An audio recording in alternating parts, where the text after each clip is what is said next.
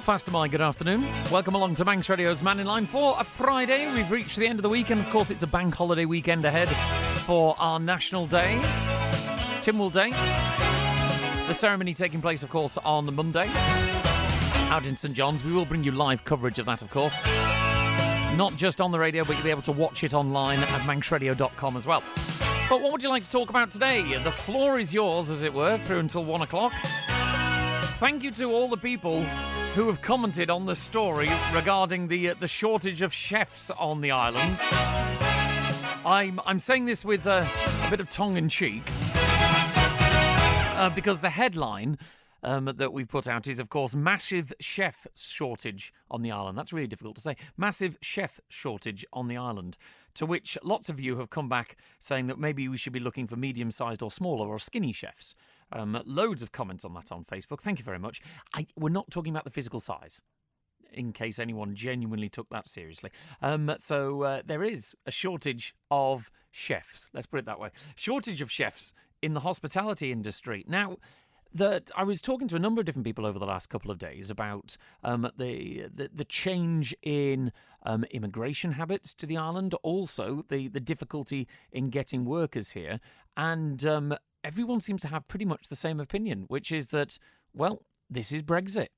This is what has changed the migration habits, or the immigration and emigration in and out of the British Isles, which we're dragged along with, whether we like it or not.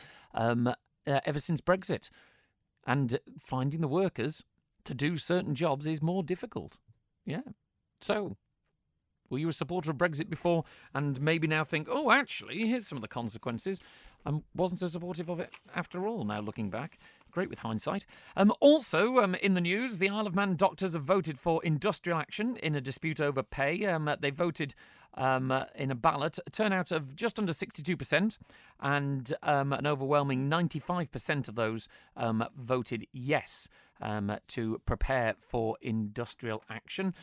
As you heard in the news, there has been a response from Manx Care to that, saying Manx Care reaffirms its commitment to supporting all our colleagues, and this includes upholding the right of individuals to be active members of trade unions and staff associations. We have been informed that the BMA members are currently balloting on the updated pay offer that we sent to them on the 18th of June, and we remain hopeful that it will be accepted. So that's the latest on that story. And do you still buy a newspaper? Okay, we've been out on the streets, and we might talk about this a little later on, asking people about the shop in the south of the island that's stopping selling newspapers and magazines because of the increase now in online readership. Now, this is a bit like the Kindle versus books argument, isn't it? That people are like, no, I think we should be keeping newspapers. When did you last buy one? Bit like the infamous Yes Prime Minister episode, where the civil servant Sir Humphrey turns around and goes, people don't go to church, but they feel better because it's there. Now, do we have that feeling with lots of other things? We're comforted by the fact that newspapers are still there, but rarely do we actually buy one. I'd love to know your opinions on any of these topics or anything else that's on your mind. Give me a call, 66 13 68. Howard is first through. Good afternoon, Howard. How are you? Hello, Alex. That was a coincidence, wasn't it? Sun set at 10 to 5 or 5 to 10. It doesn't happen very often, does it? It doesn't, no. 5 to 10 and 10 to 5. No, it's just something that's on one of your other radio stations here on the island. It's about the island housing authorities to get more powers to find living space for people who find themselves in exceptional circumstances. That's the headlines. But you read down through, the one that changed it, asked to support changes. Under the proposals, authorities would be able to allocate homes to those who've been here less than 3 months to address exceptional housing circumstances. Now, is that not leaving a door wide open? Because previously, or even at this present time, you have to be on the island for a certain number of years before you go on a housing list, and you will have to wait for a DOI house, council house, commissioner's house, whatever. It does seem to have been the generally accepted opinion, doesn't it, Howard? That I was always under the impression, and I haven't got the research in front of me, I admit that, but it was almost a case of you had to be here 5 years before you could claim benefits or get a house and everything else like this. Yeah, this is not benefits. This is a roof over your head. The benefits will come under a different ruling, and probably these people who are coming, if they're on the island in that way, will be on benefits or going on benefits. So the government housing, the commissioners' housing, the corporation housing, they will be paid out of the money, the taxpayers' money that's coming from the working population.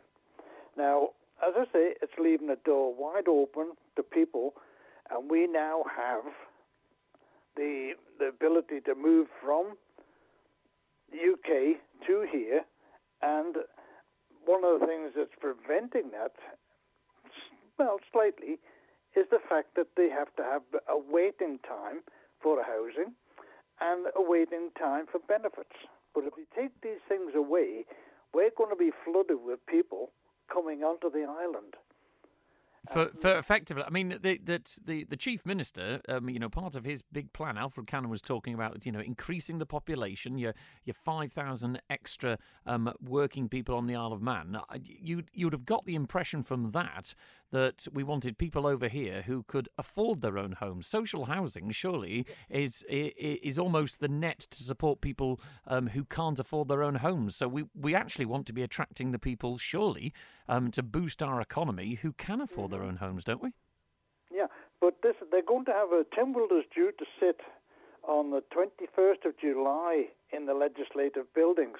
So this is going to be sneaked in just before the end of this government. So the new people who's coming in September will be coming in blind and led by the nose by the civil service. And whether there's somebody within that, because I've just seen, not so very long ago, in the last few days, there's two charities here on the island, I think the charities, and they're putting out websites how to obtain benefits and accommodation and various aspects of life on the island to people who are moving here. So that's one part of it, and the open door that the government are proposing here, if we're having problems with doctors, dentists, and otherwise now, what will it be like if they have this as a revolving door? Good point. People are just coming in and going straight into a house. Okay. Because there's an awful lot of clever people out there that can make things sound a hell of a sight worse than what they actually are. Okay. Well, thank you, Howard. We will do some digging and find out about that. So thanks so much for your call. Cheers, mate. Thanks, then. There we go. Anyone in government care to put their head above the parapet and tell us? You know where we are here at Manx Radio, 66 13 68. Is that true? Are we going to be pushing through legislation at the last minute, just quickly before Tynwald is dissolved, that says that you can get social housing if you've been here for only 3 months? Are those the kind of people we're wanting to attract to the island for economic benefit? I would possibly argue that it doesn't fit in with the argument that we've been sold for Alf Cannon's island plan for the last 5 years. And, if anyone in government would actually like to put us straight on that and give us the information, that would be great, informing the population.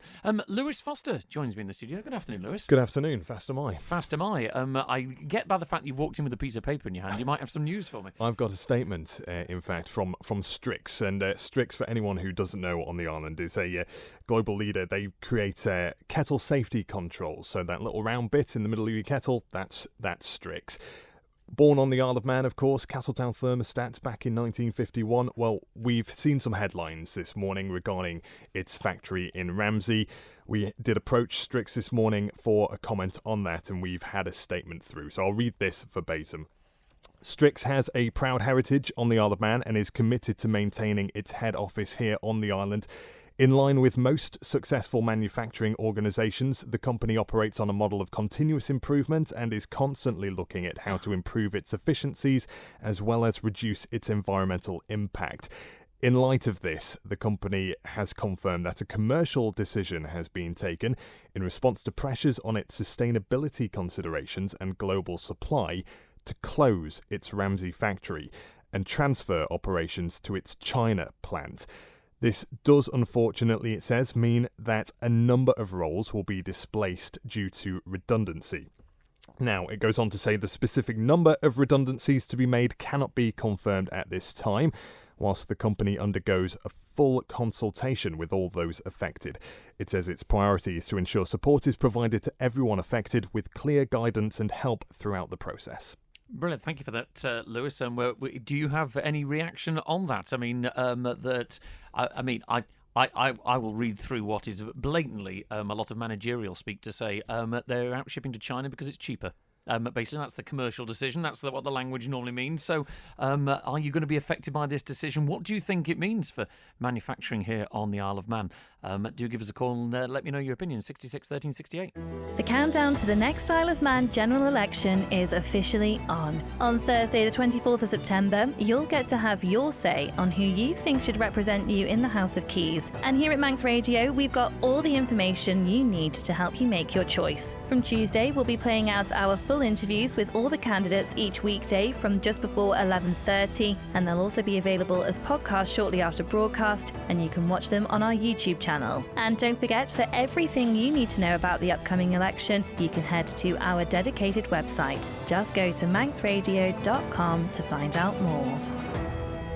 Love a proper country pub with superb food, great drinks, fantastic atmosphere and a warm welcome? Then you'll love the Ginger Hall in Sulby. From fabulous Sunday roasts and succulent steaks to pizza, chicken wraps and delicious desserts, there's something for everyone at the Ginger Hall in the pub or our restaurant. Our new menu is online and Facebook. Booking is highly recommended, so reserve your table at gingerhall.im.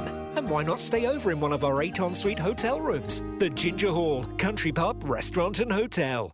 TE Cubban provide new memorial stones, grave renovations, new inscriptions and fire hearths. Visit us at Hope Street, Castletown or at Broadway, Douglas, or call 844 440. TE Cubban, here when you need us.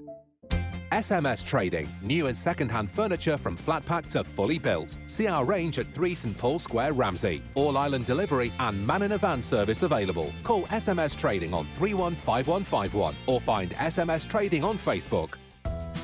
Charity of the Week, brought to you by Kell Properties.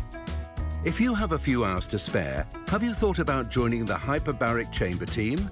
With a variety of roles from consultants to cleaners. Please search Hyperbaric Chamber Isle of Man or ring 626 394. Or to find out more about our life-saving and life-changing services, go to hbot.im. This advert is brought to you by Kell Properties. Have your say. Further meetings and hearings for the Moor Mannin offshore wind farm application will take place between the 13th and 17th of July. Anyone can register to speak at a public meeting and at a hearing, providing they have given at least 5 working days' notice. Registration allocates a time slot to speak at the public meeting and on points outlined at the specific issue hearings. For more details, visit the Moor Mannin project page at mima.gov.im. It's time to have your say. Manx Radio. 20 past 12, Manx Radio's Mannin Line. Alex with you through until 1 o'clock. So that operations statement from Strix Isle of Man. You'd like to think someone who's out of a job is the person who actually drafted this statement, because the use of the language in it is almost offensive to people, isn't it? That, the company can confirm that a commercial decision has been made, taken in response to pressures on its sustainability considerations and global supply, to close its Ramsey factory and transfer operations to its China plant. It's cheaper to basically outsource to China, is what you're saying. Okay? Don't wrap it in buzzwords like sustainability considerations and global supply.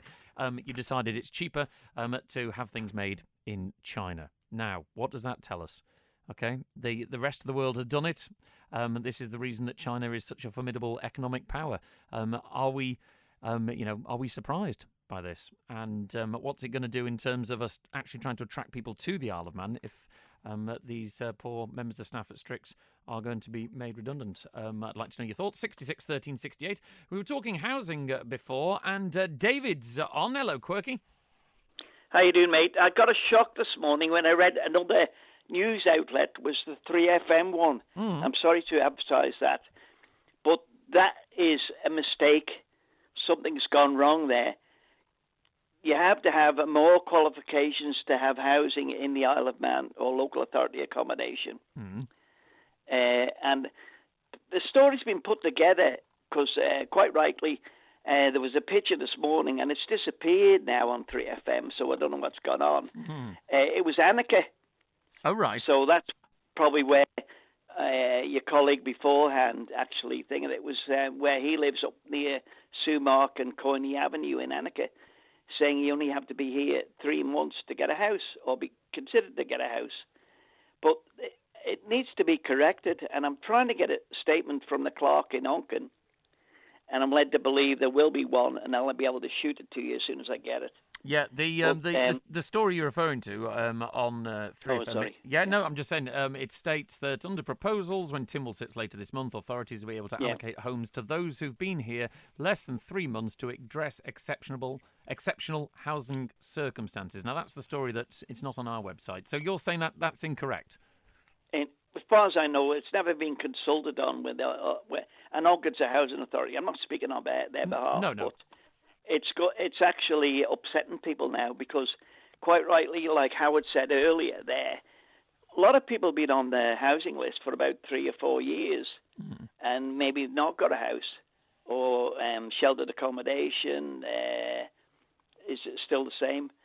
And, you know, it's going to shock them that something's going to happen in Tynwald in July. Well, we're into July now, is that it's not true.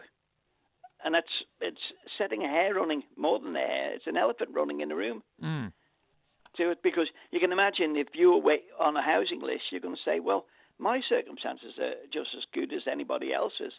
Why am I not being chosen?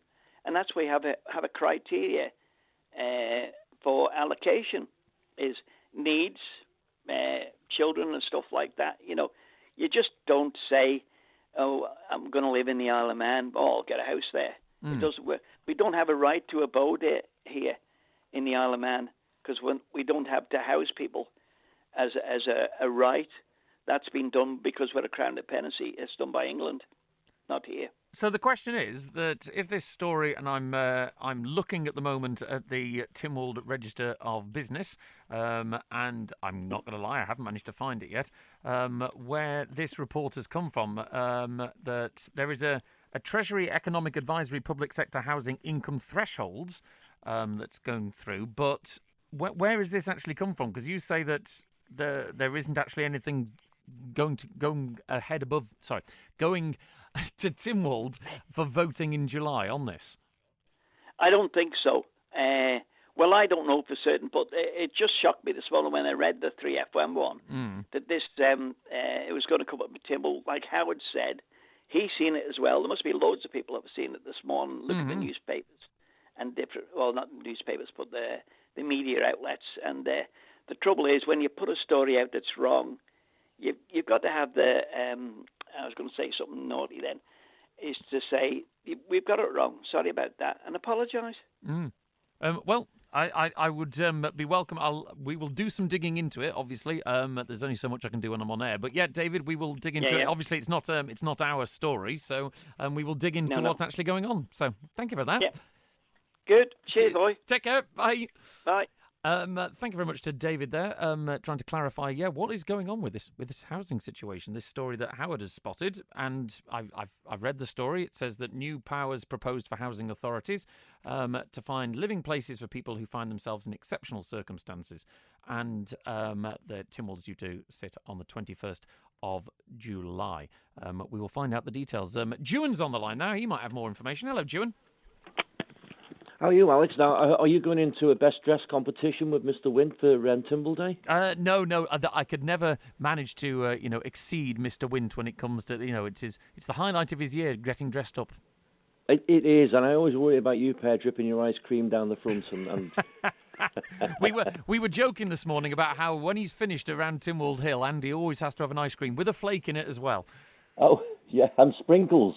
Don't forget the sprinkles. Oh, of course, definitely. So housing then? Well, yeah. I mean, this story is broken this morning. I mean, first of all, to ascertain where this has actually come from. Now, what Quirky was saying there is coming from the legalities that stand as present. What's happening here, by the sounds of it, is they're trying to put new legislation through. So this is the question here. I said some time ago here there was 34, 35 pieces of new legislation on the Attorney General's desk that they were trying to force through before this administration closes. And it's very worrying that this and also wind turbines and other stuff that they're trying to push through before this closes down. And of course Walter's on his way out the door as well shortly, so we're going to be a complete change around in the AG's office. So it's very worrying if this is a consideration, considering that David Ashford was on not too long ago and been on for the last 2 years talking about a housing crisis. If there's any merit in this, if there's anything of substance in this press release, then it's very worrying. Now, the other thing as well, looking at Border Force, there's been UK immigration vans over on the island and been here quite a few times. And a couple of places that we've been looking carefully at. I believe one of them in Onken has had a visit from immigration, so we're not saying any names at the moment because I can't clarify for certain. But the problem we've got here is, I believe, the UK is saying because we have no border force, and the immigration officers have been over here from the UK. Is this, Alex, maybe the same thing as we had in the 80s with the Irish problem? Are people actually using this as a stop-off point and coming into the Isle of Man, getting an identity, staying here, and then using us as a way into England? Now, I'm not saying England's squeaky clean by no means. They've got a massive load of problems, and they know they have. But are we getting used as a two-way circuit here? People coming here? Because there is definitely people here who shouldn't be. That's for certain. But in terms of that one, June, yes, I suppose there could be that possibility. But have you got any evidence of it happening? Because whether something actually could be happening and the ability for that to happen is there, there is a way of sneaking around the system. But the question is it actually happening to the point of where that you require a big heavy tool to actually sort it out? Is there any evidence of it happening, or is it something that almost it's whispers that have become convincing fact? Alex, I can't divulge who I've been talking to, but the people within the know, within the Border Force system, I can't say where my information comes from. Let's just say it's not from the pub down the road. Okay. But this is a problem. I think the Isle of Man has been told, has had his hands wrapped and said, listen, you need to sort yourself out and get a border force sorted out because we're fed up of coming over there and looking at this. Yes, we have got issues. I totally 100% agree with Stephen on the legalities of whether we need identification to get on and off in a common travel area. And I think what this is going to end up with is the steam packet actually making a decision on who can travel on their ferry. And it's very similar to what happened in COVID. They put the emphasis on the airlines to take accountability for people having certificates of travel, etc. And I think that's where this is going to end up because it's a very grey area. We are going to need some controls because there's definitely an open to all light on above us at the moment. And there is no matter what Alf Cannon has said, and I've questioned him on this programme, Alex, some time ago about this, where he denied that there was anyone here that shouldn't be here. And I totally disagree with that then. I disagree with it now. And it's now coming to light. There's a reason why Border Force has been brought into sway. Do you think, just slightly widening the topic for a moment, Jim, but to what Jed was saying yesterday, that if you have a border force and an island, a country, has the right to respect its own borders, how is it that the way we welcome visitors in, it does feel like you've been welcomed in by the militia a lot of the time. The airport is very unfriendly now because we've just closed off all the windows because, that there was concerns over security, that dirty word that no one's ever allowed to challenge. So you can't actually wave to people as they arrive. You arrive at the sea terminal and the baggage conveyor, the ceiling looks like it's got some kind of tropical skin disease. It's all cracking and crumbling. And then there's police officers everywhere in high vis. Other countries manage to protect their borders without feeling like, as a visitor and as a traveller, you're guilty of something. Now, on saying that, I mean, you're a big visitor to Orlando. You love going to Orlando. Now, I don't know how you feel when you go into Orlando, but you're made to feel like you're an alien in the country as soon as you land there. I was going to say America has not got it right. No, America's not got it right. But when you travel through, say, Paris in Europe, Charles de Gaulle Airport is a beautiful airport to travel through in terms of the visitor experience. It's secure. You know, it's still an airport. They still have security. But there are ways of doing things. And it's like, for some strange reason, Douglas Harbour now looks like, a prison camp. We've got massive amounts of barbed wire and prison security fencing everywhere. And it looks dreadful compared to the airport doesn't have that level of security. Why are we doing things to make it look so unpleasant?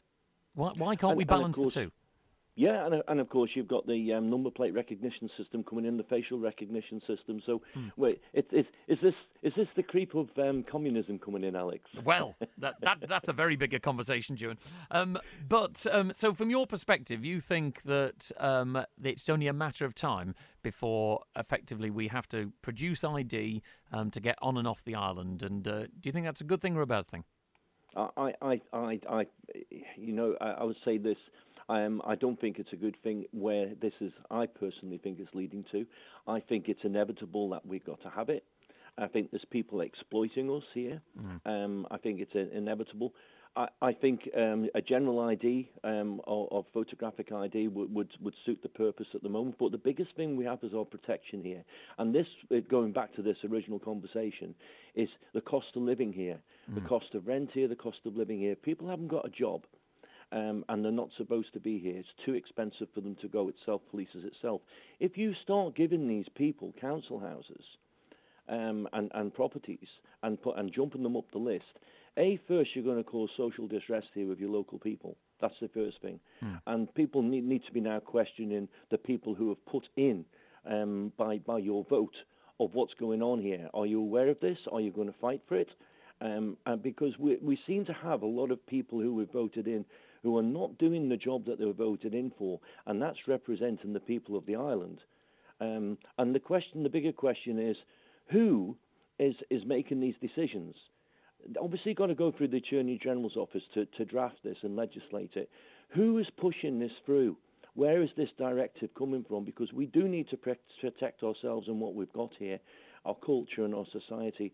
If you haven't got a border, you haven't got a culture, you haven't got a society. So we need some kind of controls, but it's very worrying at a top level of where, if there's any merit in this report, of who is actually drafting this legislation and for what reason. Okay.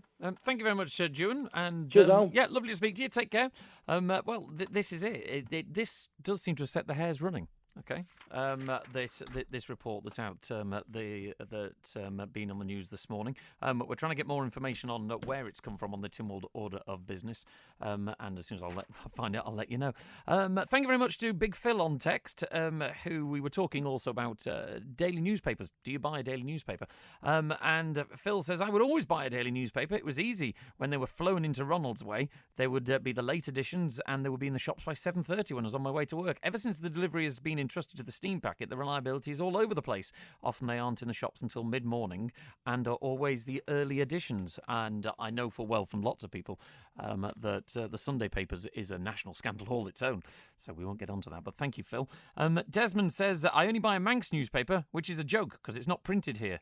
No, I think the Manx newspapers are designed and laid out over here. Then it's sent to a company in the UK to print and it comes over, doesn't it? And Gaz on text says, apparently redevelopment plans in Liverpool may create 17,000 new homes around the area of the Isle of Man ferry terminal. Hope we don't settle the £100 million bill and then in future find restricted access to our terminal. I've seen this actually report. It's been all over social media that there's a huge amount of development. If you go across to the Liverpool ferry terminal and you're driving out, you can see it's between the ferry terminal and the new Dickinson Hill Everton Stadium. And they're redeveloping the whole area, the whole Dockland area, into a mixed use. It'll be residential, there'll be a park, floating saunas and things like this in the docks. I mean, it does look quite impressive. But yeah, fingers crossed. I can't imagine it would restrict access to our terminal.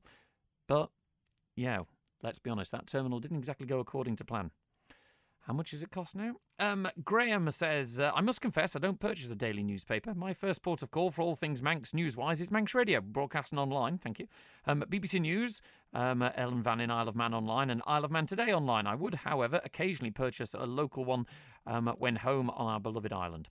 Thank you very much, Graham, for that. Steve on WhatsApp about the chef shortage. He says, yes, it's a result of Brexit, but also what happens when governments start pandering to false narratives that we have an immigration problem and these false racist tropes, such as they're causing lots of crime when that is overwhelmingly locals. This is Steve's opinion. This island is wholly dependent on immigration to keep our vital services, and we need more, not less. The vast majority of immigrants to this island make a very positive contribution and work very hard. Thank you very much, Steve, for that one. And I think Andy's mentioned before, if you go back into the balmy days of tourism, like the kipper industry, it was all the girls from Ireland, wasn't it? They used to come over and gut all the kippers out there in Peel. Have a wander around the House of Mannin and it tells you all. You'll even get nice smells that go with it. Nick White on WhatsApp says, another one bites the dust. Ramsey will be a ghost town before you know it. This is in response to the Strict's announcement that they're basically having everything shipped off to China because it's cheaper. And he says, which is the same China that can afford to have business and industry because they don't care about net zero nonsense. So is that the reason that China is booming, in Nick's opinion? It's because they don't have to worry about net zero. Right, we're going to have go back to the phones straight after this. If you run a small business or just need more room in the back, Phil Shaw Vehicles has the perfect van or light commercial for all your needs and can sort out any finance. Based in the Tremode estate, view philshawvehicles.im or call 49 51 49. A new chapter has begun at Swiss Chalet Glen Helen with the Isle of Man Farm Shop. Celebrating local Manx produce, IOM Farm Shop brings together the island's farmers, fishers, growers and makers with a boutique shop and fantastic deli takeaway service nestled in the island's most beautiful valley. Open Monday to Saturday 9:30 to 5:30 and Sundays 10 till 4. The Isle of Man Farm Shop. Visit farmshop.im or find them on Facebook. Whether starting a new business or building up your existing business, come and talk to the accounts and tax experts at Nicola Bowker & Co. With their holistic approach to business advice, Nicola Bowker & Co. will work with you to achieve success. For accounts that work, call 861 271. The championships are incredible. The flying machines, the stunts. The battle is upon the sea. Where's Olaf? I demand the mint choc chip. You've already had two. Our warrior needs his strength. You cried during the zip line. It was battle cry. The 55th World Tin Bath Championships take place this Tinwood weekend, the 4th of July. Sponsored by IFGL in association with Manx Radio. Go on, get your bum in that bath. When the Mannin Line's not on air, call Manx Radio to leave your opinion for broadcast on 682 631. Okay, it's just gone 25 to 1. Manx Radio's Mannin Line through until 1 o'clock. Bonzo's been waiting patiently. Bonzo, good afternoon. Good afternoon, yes. Responding to a couple of your most recent utterances, security is not a dirty word, Brindley. Premise is a dirty word. I was going to say, but security isn't. I'm quoting Blackadder at you, aren't I? Yes, quite. And as for chefs, well, have we tried recruiting Swedish chefs? They're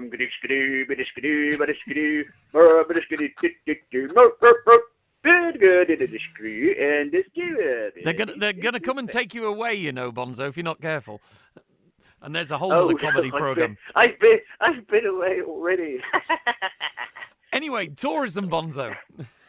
No, well, it was going to be tourism, but Strix. Oh, right, okay, far away. Now, Strix. Yes, this is a typical tactic by a firm. It's something that happened, even way back in my days in the DTI in the UK. But it's happened far more recently, so 20, 15 years, with people like Jaguar Land Rover. Right. Who say, we're going to take a plant somewhere else. How much money are you going to give us not to? And the timing, of course, is impeccable. Just before an election. Because, of course, just before an election, yes, and who are what? And most of those employees, of course, are going to be in the north. And who is the member for the Department of Enterprise? Oh, yes, Tim Johnson. And who's his fellow MHK? Ah, Laurie. No. Oh, no, it's the other way around. Sorry, I'm thinking different departments. Yes, okay, so, but in terms of... Of course, his fellow MHK is Chief Minister. Yeah, Chief Minister, sorry, I was thinking Ramsey, not Eyre. Well, Yeah. You say that, obviously, Strix is in Ramsey. It's not located in Eyre and Michael, is it? No, but many of their employees might live there. Yeah, okay. Do you think it's that cynical level? It will affect... Say again? Do you think it really is that cynical a decision, or do you think the decision's just done and dusted? And because manufacturing is something that's been disappearing off to China for years, isn't it? Not necessarily just from the Isle of Man, but but why hasn't it disappeared before? But why are you announcing it now? Mm. No. It's making it an election issue, and it's holding a gun to people's heads. And obviously, there will be emergency questions in the coming Tynwald. In July, there will be much wailing and gnashing of teeth, and then if it isn't settled there, then it becomes an election issue. Okay. And Strix will wait there, and they will obviously be probably popping into the Department of Enterprise after Tynwald Day, and then to see Alf Cannon and say, right, fine, all right, if you want us to keep this there, if you want us to keep this here, how much are you going to pay us? Do you think then that this isn't a done deal? Because the last lines of their actual statement says the specific number of redundancies to be made cannot be confirmed at this time. So do you feel that at the moment it's not a done deal? Well, yes. As you were saying, the press release was pretty provocative. Mm. And that's exactly why it was drafted that way. So as to rile people up and say this is an urgent issue, and, of course, with that bit, well, we might be subject to change. It depends what people do. Okay. Well, Bonzo, we shall see how that plays out. So thank you very much for your opinions on that one, and we will watch Indeed. and listen with bated breath if you can do that when you're watching and listening.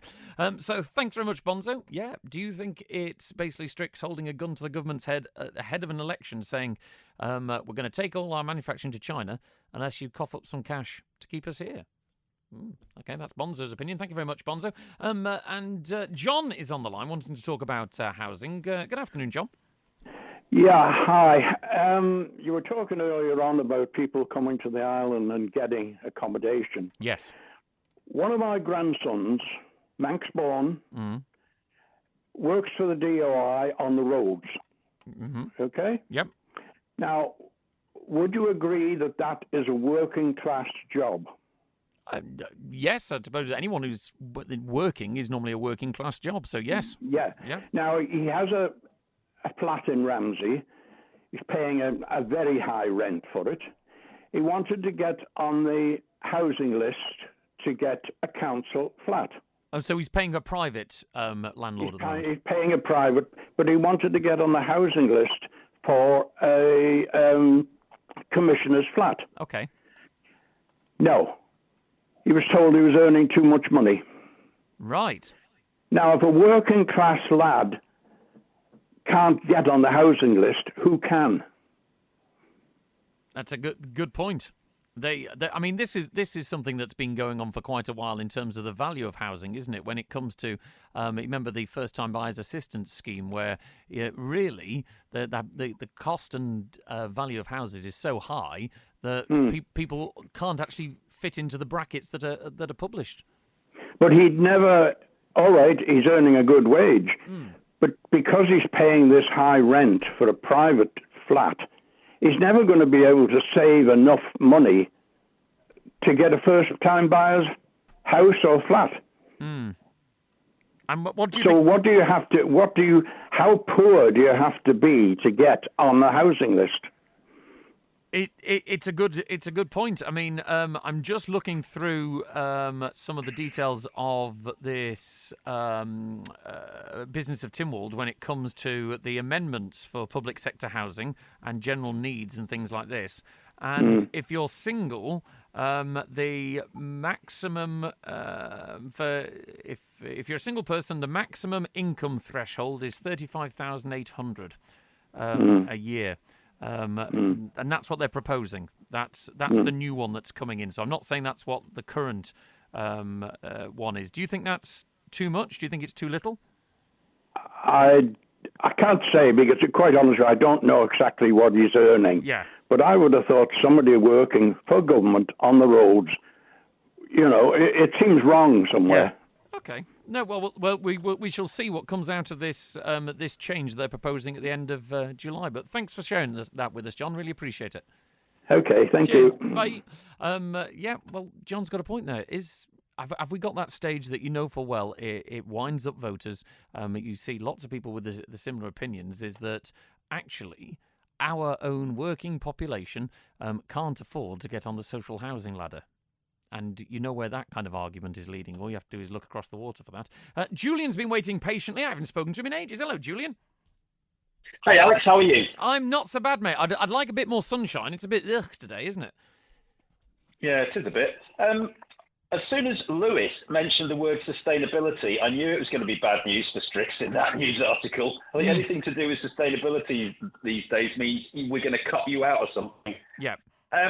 Just in regard to what's been said before with Howard bringing up this housing thing, I did see that this morning. I'm reminded of Stoke Heath.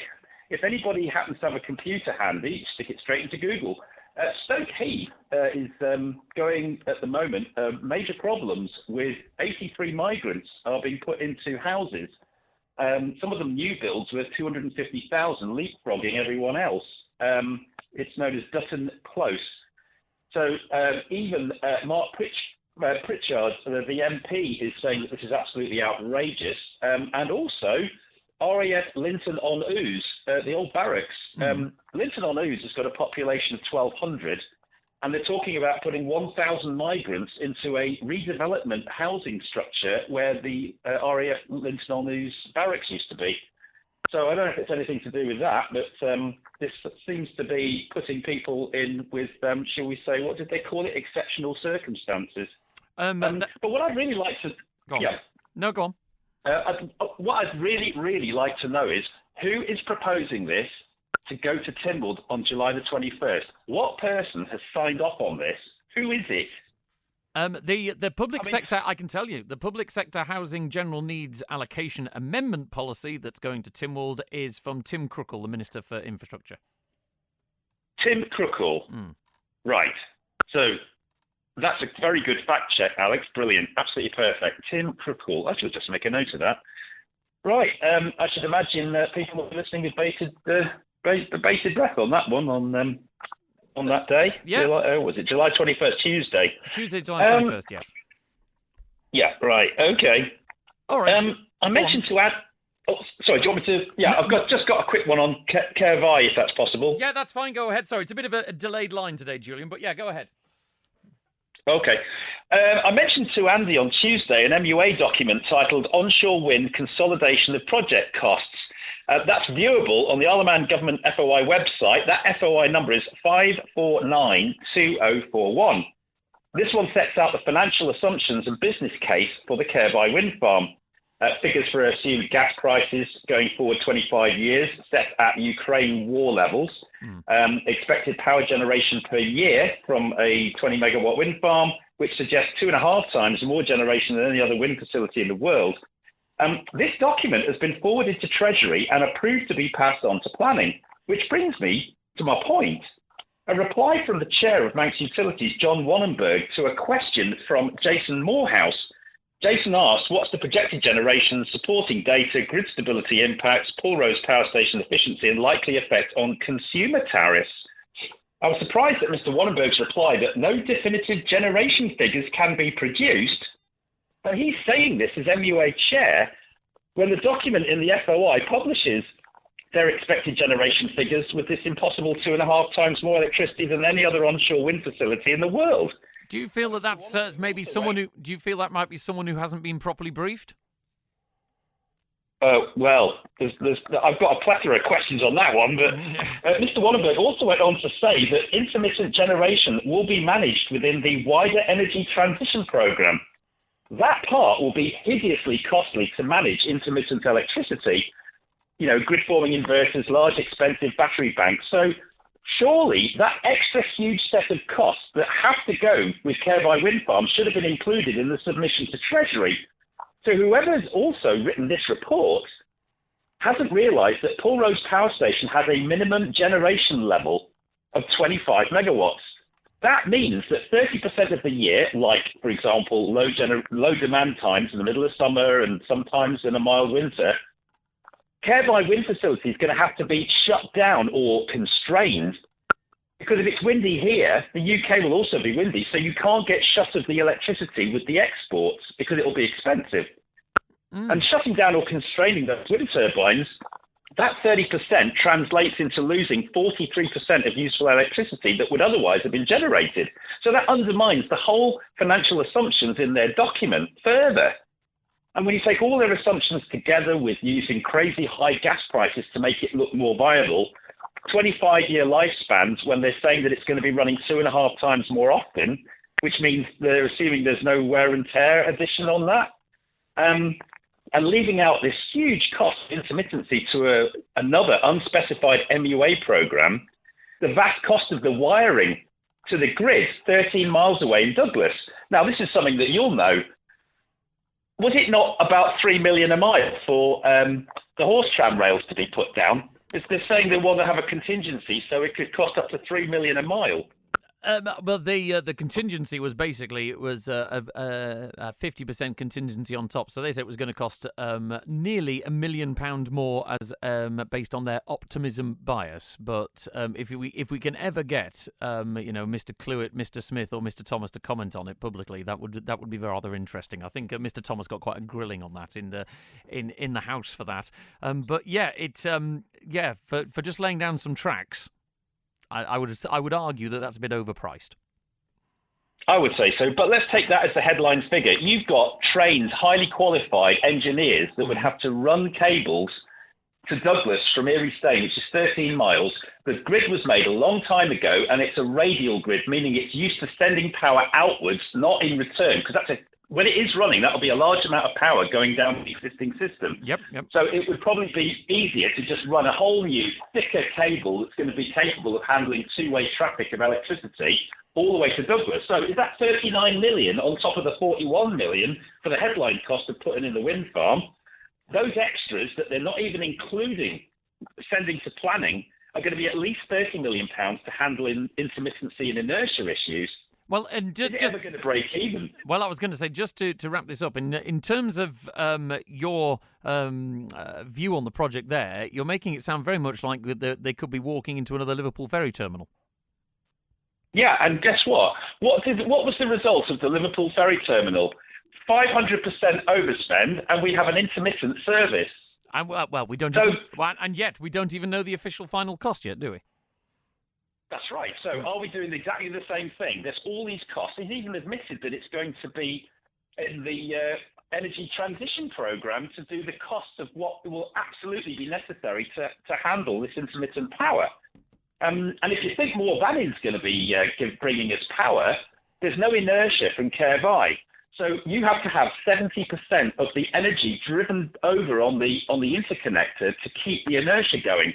So you're going to have the same constraint of shutting down the wind farm when you bring power from the UK, from the UK, if we do that from Ørsted, because you've got to have inertia from some spinning inertia. So either you're going to have to provide that from the interconnector, from Pulrose, but for similar reasons, or you're going to have, there's no way of getting away from this loss of using the wind farm over here because you've got to have inertia pushing things around. The wind turbines there do not provide that. So you don't have stability in the grid. Okay, so, Julian. There you go. Thanks for that. Much appreciated. And have a great weekend. Guys. Cheers, mate. And a final one before we get on out of here. We've done some digging, obviously, on this housing story that's been dominating the Mannin Line today. This is all to do with the public sector housing general needs allocation policy, and it is the update that is coming, that has been proposed by Tim Crookall, the Minister for Infrastructure. And it seems that the current allocation states that an applicant shouldn't be selected if, amongst other things, they haven't been ordinary resident for at least 3 months.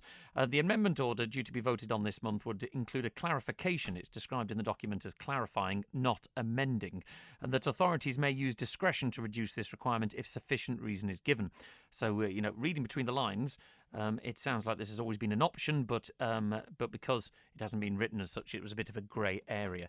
And thank you very much to Michelle Hayward, MHK, who's messaged in saying that this amendment order that's before Tynwald in July includes increasing the earnings thresholds for all classes and puts in an additional annual increase so that it doesn't slip out of line with earnings. Yep, it's on the order of business there. If you want to go and check it out, once again, it's the Public Sector Housing General Needs Allocation Amendment Policy. It's got a lot of legal speak in there, that's all I will say. But that does give local authorities that if they feel reasons to be sufficient, to reduce the period of 10 years down to the period of 3 years if there are exceptional circumstances. Phew! Thank you to Tony on text, who says, my friend owns a restaurant in Douglas and had arranged for a chef to come here and work for him from Liverpool. And even after agreeing to pay him a rather healthy amount, the lad turned it down at the cost of living, took most of his wages, and he said he was no better off. Paul says, how many chefs have we produced coming out of the Isle of Man College? Catering takes up a massive area of the college with large amounts of pupils, so there's something not adding up here. And regarding the chef shortage, Peter says it's a tough job working on social hours at weekends. Why not offer better paying conditions so locals can do it, solving two problems? Well, do you want to pay more for your food when you go out? Because it'll be passed on to you as the customer. Thank you very much for your company. Thank you very much for getting involved. It's been lovely chatting to you. Thank you to my producer today, Michelle Kane. Beth Espy's up next. Have a wonderful weekend. Take care. Ta-da.